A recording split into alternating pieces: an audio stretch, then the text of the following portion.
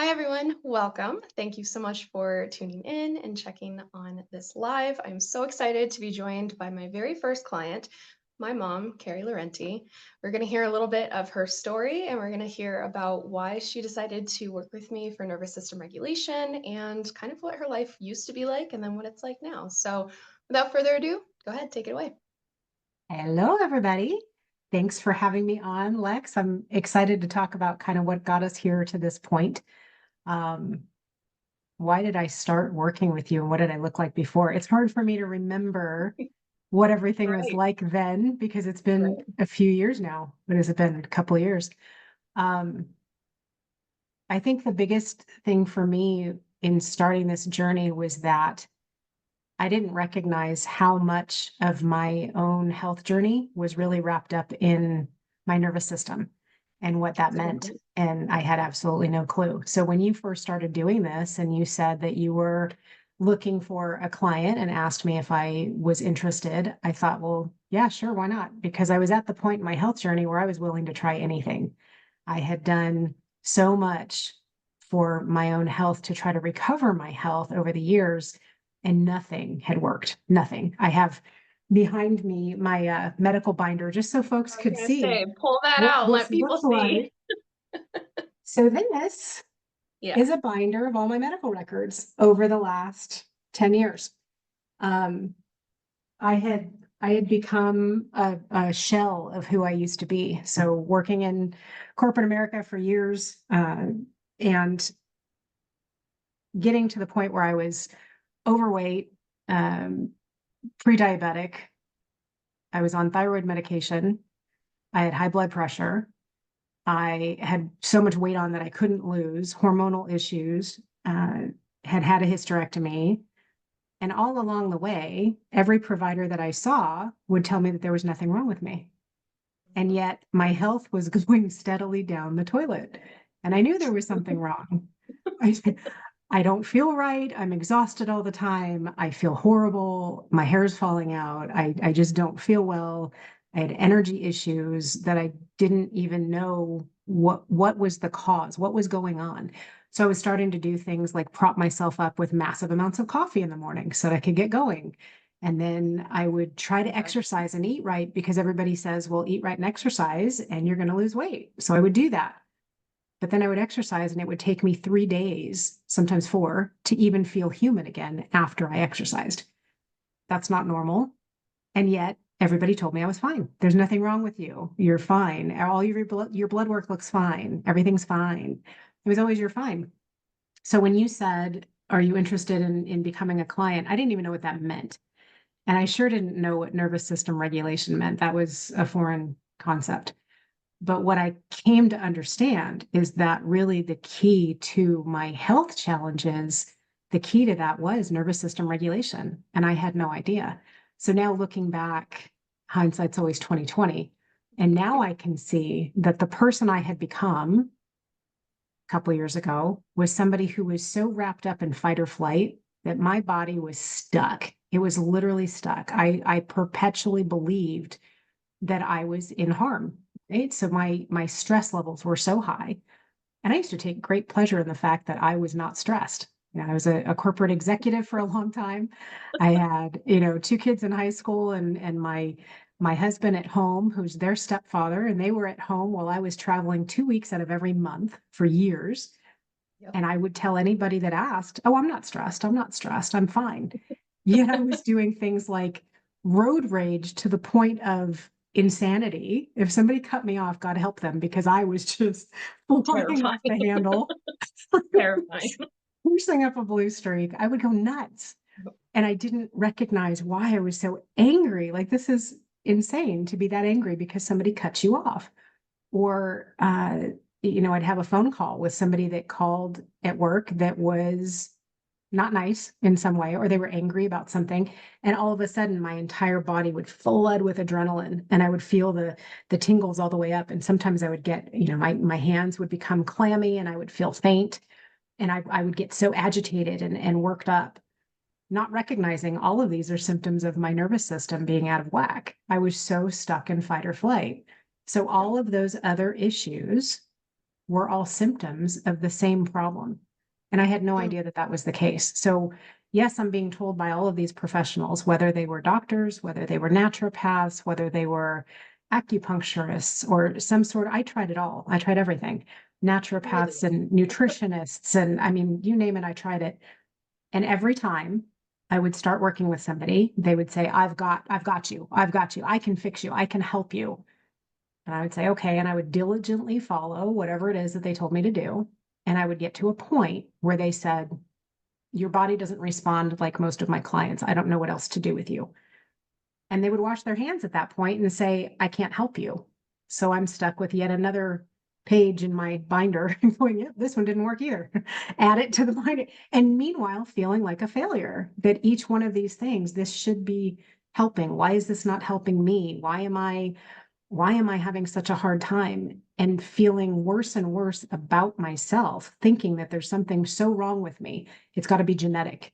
It's got to be, Yeah. due to my familial gene pool because we don't have the best genes and that's the reason for this. Or whatever. I was telling myself stories because I couldn't figure out what the missing piece was and how I could begin to feel like a human being again. So all of this to say, what hindsight tells me was all symptoms of the same issue. At that point, I had no idea. So you said, what do you think about being my first client? I said, absolutely. I'm willing to try anything. And that was the beginning.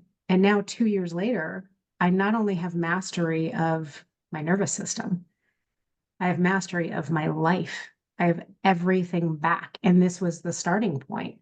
So for me to say, what did I look like then? It's hard for me to remember that because I feel like Yeah. a different human being today. And I'm back to You're in being a who different I life now. really am. Yeah. I'm Yeah. back to being the me that I started off as years and years ago before life happened. Yep. Yep. So We got our mom back. For me, that's like gonna make me emotional because it's true. It's so yeah. true. Yeah. Ay. But yeah, I mean, obviously, the pride that I have in just your journey and just watching you go through this, because I mean, obviously, too, I have the perspective of your daughter. So there's that, right? Because I got to see you all the time from when I was a kid, and there was a moment, when we were much younger, that you weren't as stressed because you weren't in your corporate career yet.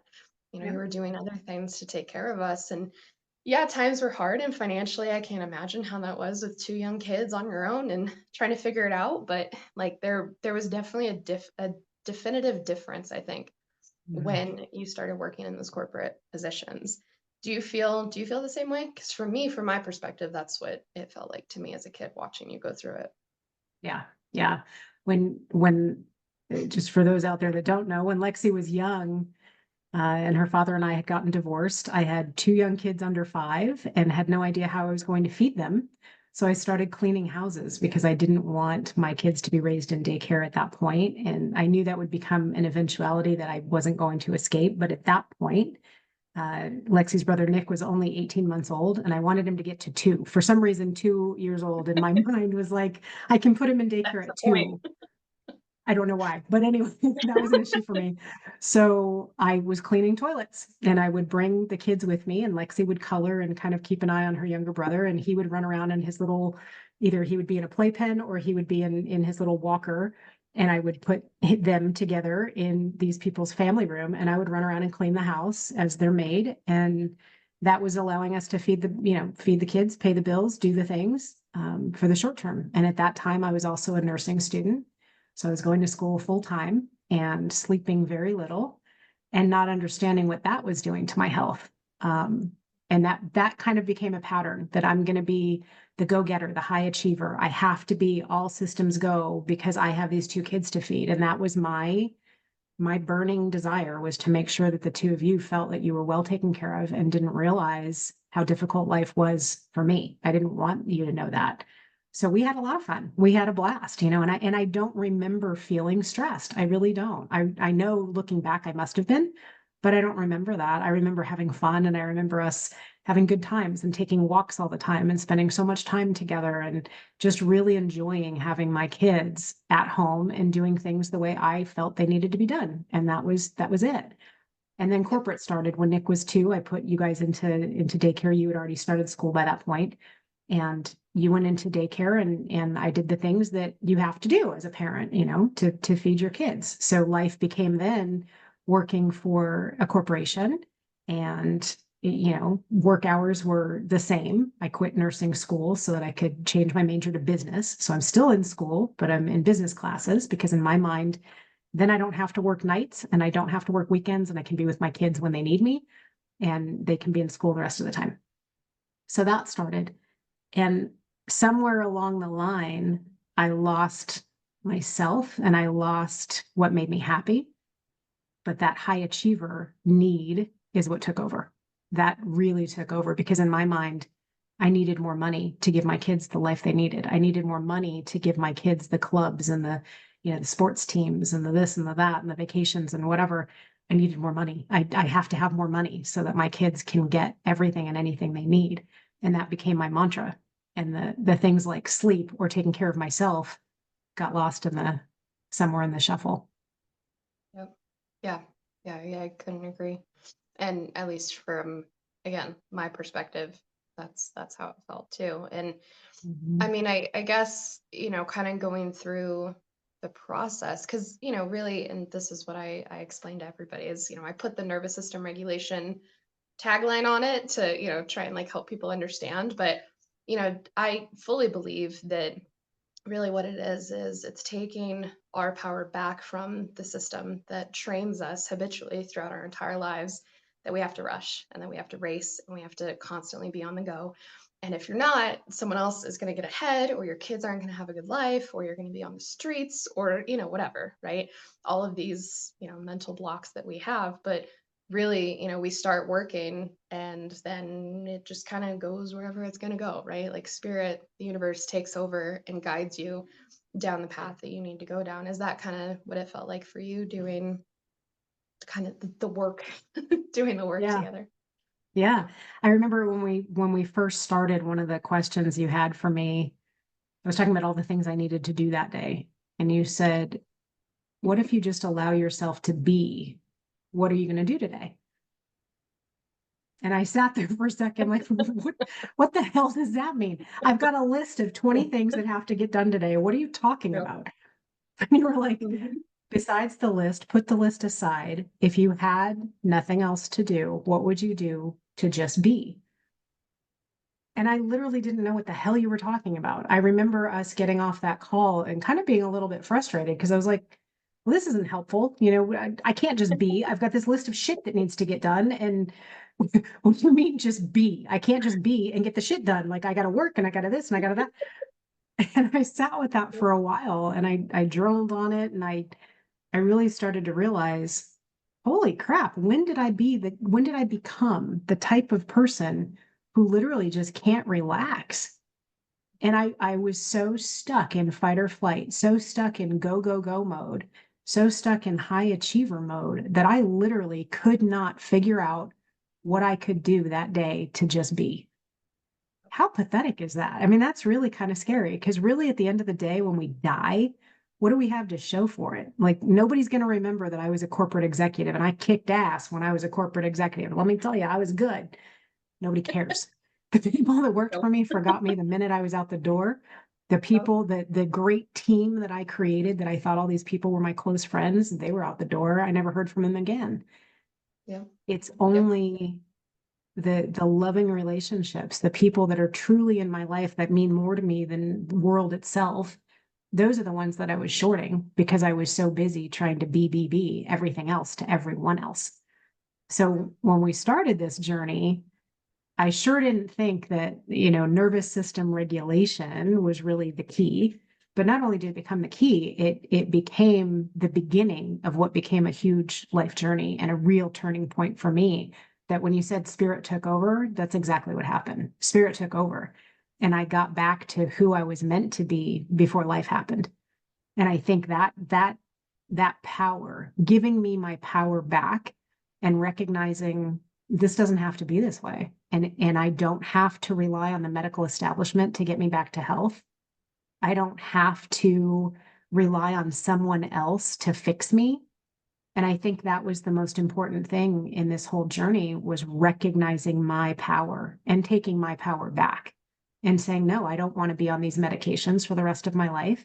I don't want to feel like shit the rest of my life. I don't want to become the old person that is sitting in the doctor's office with their nice little baggie. You know, have you seen these people that are these poor people are in the doctor's office and they're told to bring their medication bottles because there's so damn many of them, they're going to forget. And They're they're gonna holding their forget. gallon-sized Ziploc, and you see 20 medications in there. How is that what we've gotten to as a society? It's Mhm. disgusting. Yep. And yet, Oh yeah. at the end of it all, is us. We can take our power back and we can do this differently. We can achieve a level of health if we want to, and if we want to do the things that are necessary. And I think that's what you really showed me, was that I could change. Yeah. Yeah. Absolutely. I had so many questions that I was gonna follow up on, but I think that's perfect. That's exactly, the entire point. But kind of the biggest one, because you did mention it. What medications are you on now? Well, I do take hormones. So those are my Because you only have to. medications.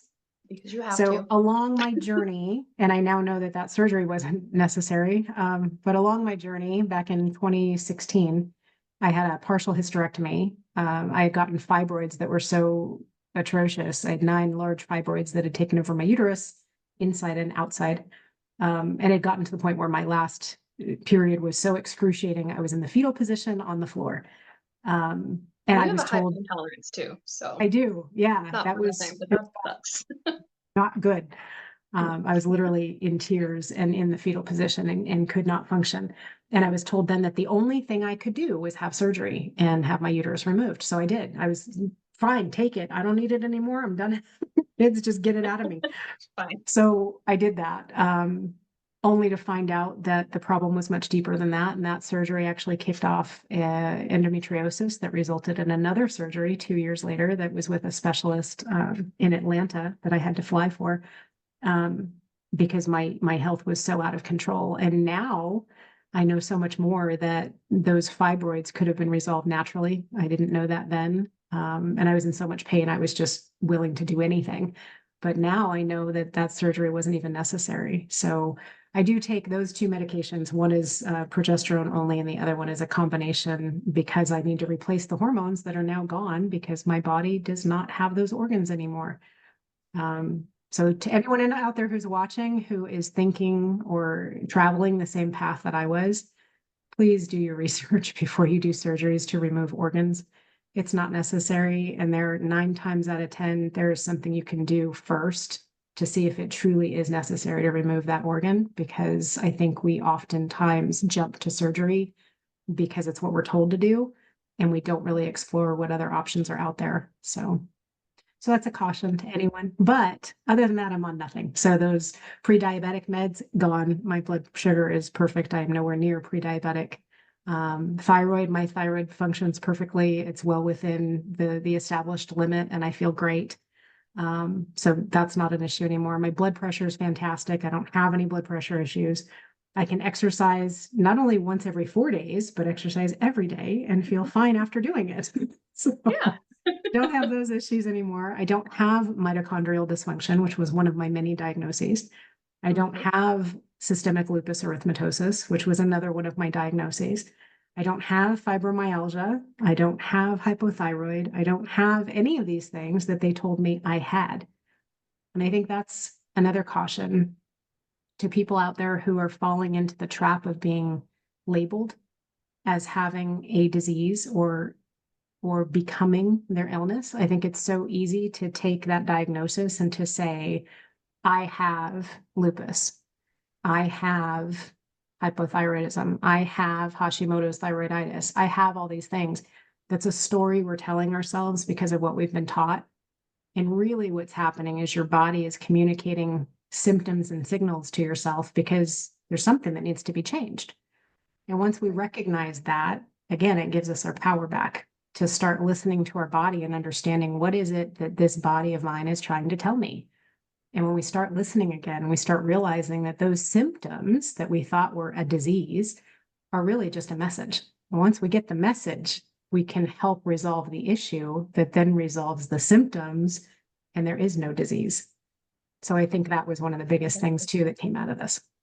Yeah, absolutely. And just thinking about too, our intention is everything, right? As Mhm. you've gone through your journey, obviously you know that now, but that's why at the beginning I was so insistent on trying to get you out of that frame of mind, out of, okay, Mhm. you don't have any of these things. Your body's not trying to attack you. Your body's not trying to kill you. Because that was a huge story you used to tell yourself, was that anytime you had an ache or pain, anytime you had a tightness in your chest, anything, right? You were like, oh my God, oh my God.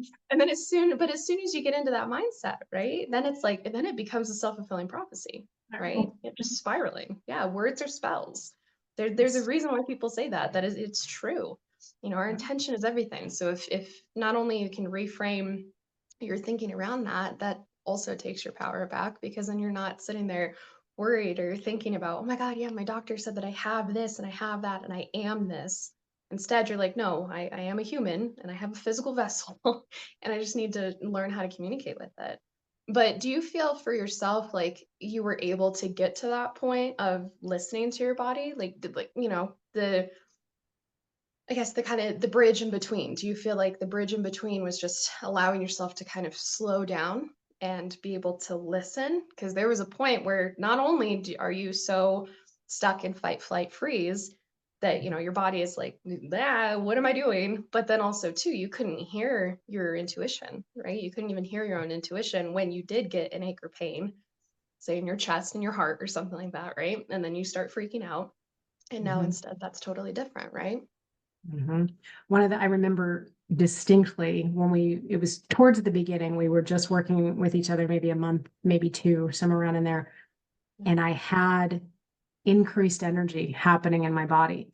But for me, I grew up, as you know, with a family that autoimmune disease is rampant.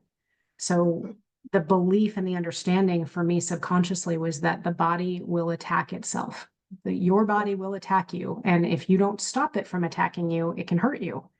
And that was a Mhm. belief that was started when I was a kid, watching my mother go through one surgery after another, and be on all these medications and having such a hard time with her disease. And it became my belief. So when I felt, as we started working together and my body started to heal, I started feeling increased energy.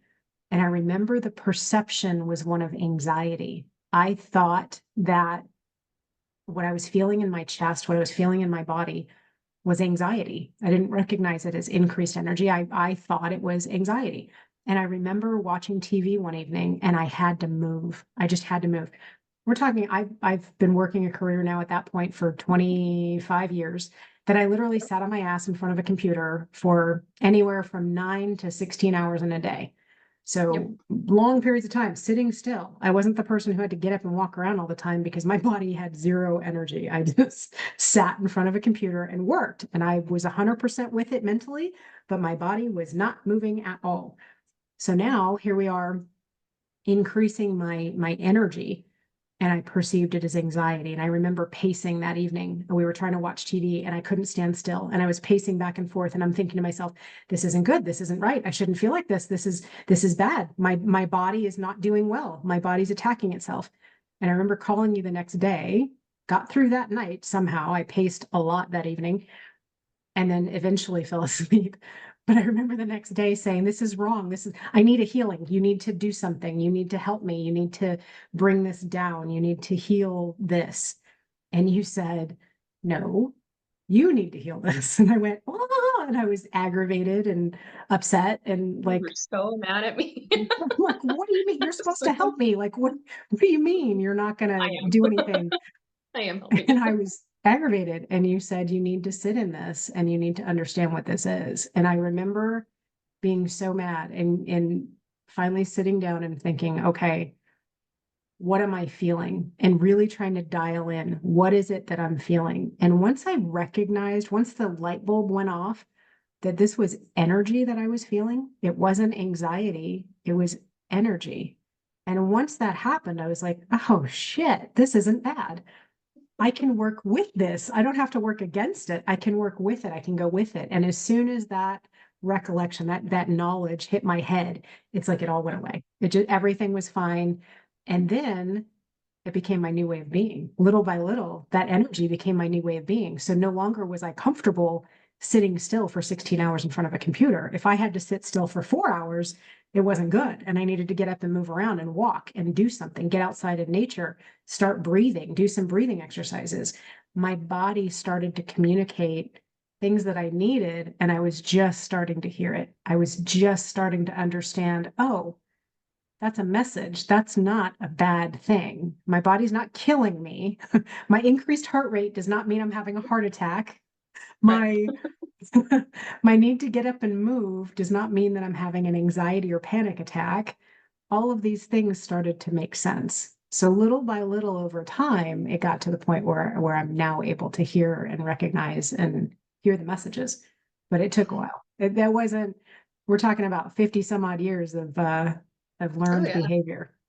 Absolutely. Yeah. It takes a long time to not only reframe the thinking, but work through any of those blockages that you've put for yourself in Mhm. this life.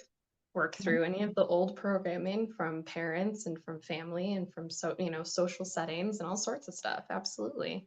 And I Yep. think too the biggest thing, at least from my perspective, I think that changed and allowed you to do that was learning to have grace with yourself. Because that was Mhm. another huge lesson for you is that you were taught, no, Mhm. there's no me, like there's no desire, there's no nothing. I'm just a workhorse and I need to do all of this all the time. And if I don't, Mhm. X, Y, and Z is going to happen, right? So instead, you reframed not only that your body's not trying to kill you with energy, or this Mhm. feeling is not trying to kill you, it's just your body communicating, but then also too remembering that, oh, like that's me, that's my connection, and I can do this. Okay, it switched Yeah. very quickly for you. I think once you made that connection that you were saying, Mhm. like working with the energy, at least from my perspective, working with you, it changed rapidly after that. Like pretty much Yeah. after that moment, it was like we didn't really hardly need to do anything. You were just kind of going on your own. And it was just, I've just been here just to kind of help as like a sounding board and stuff, more or less. So definitely where you're at now, I think is all a testament to you. I really just kind of helped you slow down and then remember, okay, no, I can hear myself and I can do this. And I think Mhm. doing that, now you've got sky's the limit, right? Because now where are you at now? Yeah. So, gosh, I think important to what you just said is that spirit took over. You made this space, you helped me create the space, Yeah. and spirit took over somewhere along that line. So, yes, to your point, once that happened, everything else started to come from it.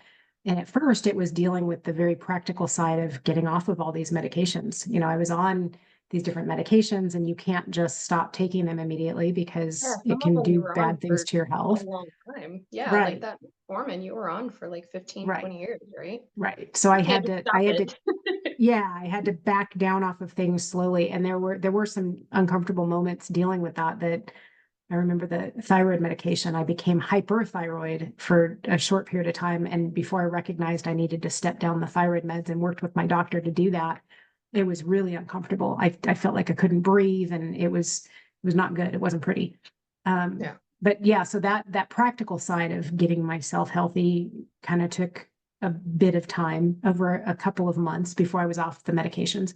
And then once that happened, that's when things really started to fly, is once the physical stuff was kind of done and I was done with the medication and got those foreign substances out of my body, then my body started to not only heal, but my mind started to heal as well. And I started to get more and more comfortable with just being, more and more comfortable with understanding who I really am and what I had to offer this world besides just being a top level professional. I always took great pride in being the Very best at much. my job. I got to be the best. I got to be the best. Yeah. Who And gives you a were shit? like, let's give grace and accountability to the old you. Like you were like watching you as as a kid and then as an adult in my own corporate career, like you were always like the beacon, the pillar of like, okay, this is like the top level manager. This is who I want to be when I'm in management. Like for me, that was always who I was. So it was like, okay, yeah, mom's amazing because you were really really good at what you did. Let's not knock that. Like is it maybe would your life have been totally different if you weren't down that path? Yeah, for sure, but you were and there Yeah. was a reason, right? Yeah. So not only that, but also recognizing, yeah, you were really good. Like you managed a lot. You were, I mean, not titles don't really matter, but I think it is important for some people to recognize that don't know you and don't know your story. You used to manage an entire state, you used to manage an entire region of the country for insurance. So Yeah. it's a big deal. Like you were really top dog, you were really doing very, very well, and you were very good at it. But Yeah. also now, kind of stepping out of that, that also helps kind of explain too some of the sticking points maybe that you had with switching over that mindset, that mind frame. Yeah. I think one of the biggest things that I had to come to and realize was that my career, I enjoyed managing people, but I always wanted to help people. I didn't really, I started, and I mentioned this earlier, I started my professional career. I wanted to be a nurse. And the thing about that I always really wanted to do was help people. And then life happened, and I've got two kids, and I don't want to work in the hospitals at night and on the weekends and on holidays. So I'm going to go into a business career. So that's what I did. And because I love people as much as I do and I want to help people, that's why management fit for me. And I was a good manager because I was able to really work with people and get them to do what the company wanted them to do, but yet also help them feel like they belong to a team and they were part of something bigger than themselves, and we were all moving in the same direction, and people responded to that, and we had a lot of fun doing it. I'd be lying if I said it was all work, because it wasn't. I loved my management.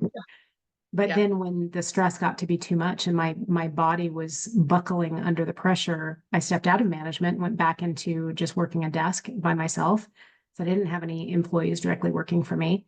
And I didn't enjoy my job because I felt like I was part of a machine and I wasn't helping anyone. I felt like I was just a cog in the wheel and I wasn't really helping anyone. So I always felt like I wasn't really in alignment with what I was on this earth to do. And I think one of the things that learning to downregulate my nervous system, put myself back into a parasympathetic state and understand what that meant to do that, how to do that, allowed me the space that I needed to really start to determine what is it that I want to do in this life? What do I really want to do? Who do I want to be? My kids are now grown. They don't need mom around anymore. And now what? I was really one of those people, I understand what they say when they talk about the empty nest syndrome because it's rough. You have kids, they're your world, they're your life, and then they're gone. Now what? What the hell do I do now? You just kind of look around like, oh shit, well, that was 20 years. Now what? Right. That's I it. didn't have any hobbies. I didn't have any, I mean, I Yeah. was kind of like, We what were do I your do life. now? Yeah. Yeah. So We were your life. yeah, for me, understanding like, who am I besides just being mom and what is it that I want to do with the rest of my life? That took some time. And I think the journaling, the learning breath work and learning to really zero in on my heart and what I needed, what I wanted. One thing led to another. And ultimately I left my 27-year career in insurance and that corporate life, walked away from it completely. And when I walked away, I didn't really have a plan, which anybody that knows me goes, huh? Because I'm a planner. I plan not only the plan, but then you've got Like the plan the next plan. plan and the next plan and the Plan next plan. plan. In case anything gets thrown in, a wrench in the works, you got to have an alternate plan. So there's a plan for the plan for the plan. So to walk away without a plan was kind of like, are you kidding? And to walk away from a six-figure career without knowing what was going to happen next was a little bit odd.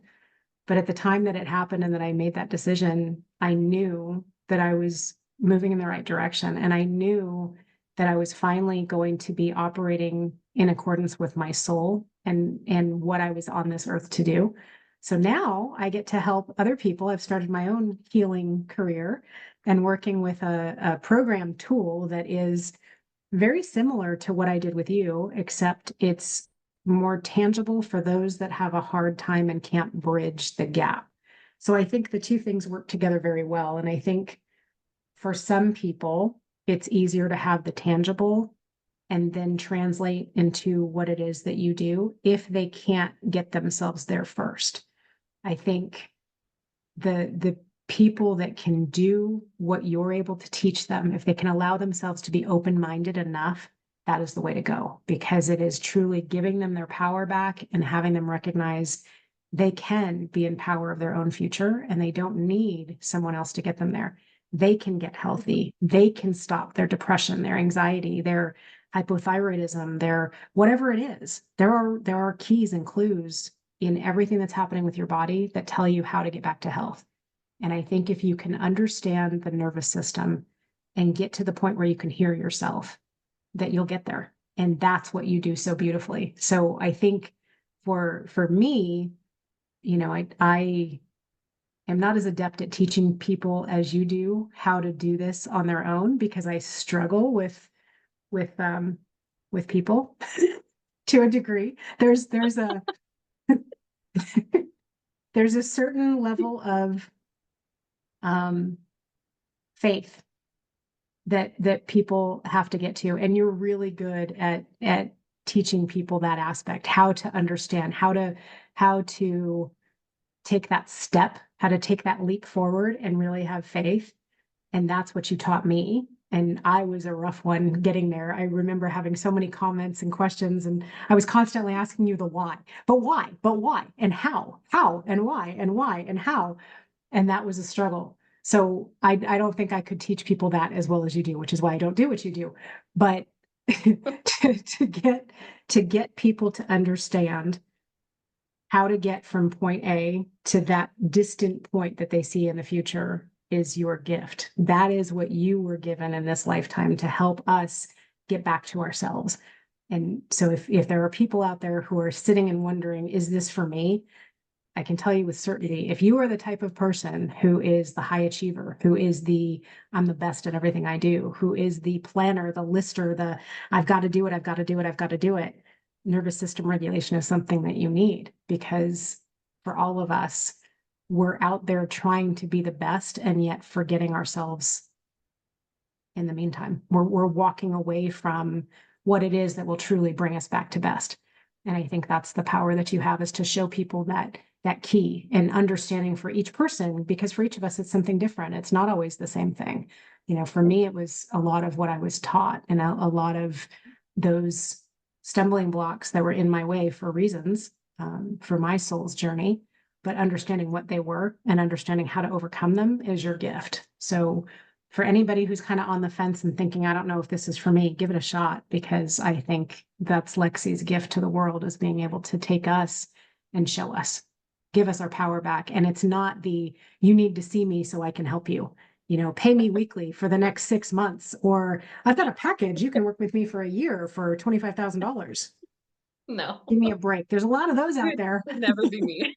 Could never be me. Nope. There's a lot of those out there right now. And I think Yep. that's the other beauty about this, is that you said from the beginning, this is not something you're going to keep seeing me for. This is something I'm going to help you learn. And once you do, you're going to be in your own power. And that was huge. And now I Yeah. am. I do feel like I'm in my own power. I feel like there are, day to day, does that mean I don't have challenges? No, it means that I address challenges differently. And now it's hilarious to drive down the road and somebody cuts me off and I'll smile, because I remember the old me would be going Yep. apeshit. The Yep. new me really doesn't care. Like, that doesn't bother me. If you got to be where you got to be, buddy, you go right ahead. Have Go at. for I'm good. It doesn't bother me. And it's not that it's not bothering me because I know it shouldn't. It really doesn't bother me. I don't care. It doesn't make my blood pressure rise. It doesn't make me upset. It doesn't do anything. There's a neutrality to my life that I lost for a long time. And now I get to see the beauty in things again and be neutral about the things that are bothersome. And of course, there are things that have me in an uproar or whatever, but then I can take a step back and I can pause and I can say, okay, how do I move forward? And how do I Yeah. move forward in a way that not only is good for me, but is good for those that are around me, instead of taking out my frustrations on others, or any number of things I used to do on the regular. Exactly. Well, and that's the point too, is that we're not striving for perfection, right? Like that's what it means to be human, is we are going to experience all sorts of things and Mhm. experience energy and emotion and all these things. And to be healing, because I don't think anybody's ever fully healed. I think we're always healing. Do we heal certain things and then they're not the same issue that they once were, of course, but we're always healing. There's always going to be something new that we're finding, that we're going to need to integrate or learn or do something. Like that's the whole point. But I definitely I think those moments when you can step back and then you can see, like, oh yeah, I would have been swearing at this guy and freaking out and throwing up middle fingers and Yeah. like, Oh Like, yeah. yeah, oh, I'm not, yeah, I have no desire to do that anymore. Like, cool. No. That, I mean, that honestly to me says pretty much everything. Yeah. Yeah. It's a different way of life, being able to see things as challenges and understand why we put the challenges that we put in our lives and what they're here for. And, they are mirrors in many ways back to ourselves and back to what we want to learn and what we want to achieve in this lifetime. And just learning to listen and learning to observe rather than constantly pushing. I think that was a big key for me. And I'm still a lister. It doesn't mean that I changed everything about my life. I didn't, I No. still make a list every night about what I'm going to do tomorrow Yep. because that's my thing. Yep. I operate much better with a list, and I just, for my own psyche, it's who I am.